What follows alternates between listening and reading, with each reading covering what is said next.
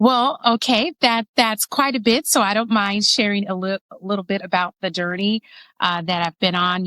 Every time I do one of these interviews, I go back and listen to it, and I'm like, I find more and more things that, hey, I need to talk about. So again, thank you for having me. So I've always been known for all of these titles: educator, leader, entrepreneur, strategist, just all these different things. And so before I was the global strategist, I was a woman who was silently breaking, if you will, under the weight of betrayal, burnout, and expectations, right? And so you really don't know what that looks like until you kind of get over the hump and you're in a different position. And then you realize all of the things that you've journeyed through. I had mastered, if you will, the art of, performing strength, showing up for everyone else, while obviously I'm slowly losing myself while I'm performing for everyone else. But it wasn't until I hit this emotional rock bottom, if you will, that I realized survival is not the same as healing, right?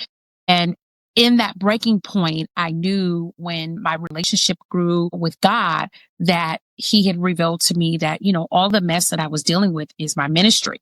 And so it was from that moment that everything changed, and I began, telling my story, telling the truth, first to myself, obviously, but to others in any gracing platform that I had to this journey of getting to the book. Well, let me go here. So I did all the right things, right? I got the degrees.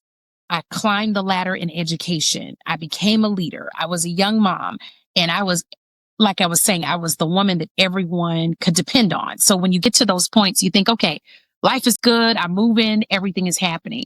But, when I was saying behind those scenes, there was a lot of this suffering. And so when I'm dealing with betrayal and burnout and heartbreak and all of those things, I'm smiling through it all, even when, I'm like, okay, I know there are people depending on me. And so I didn't feel seen and I didn't feel whole.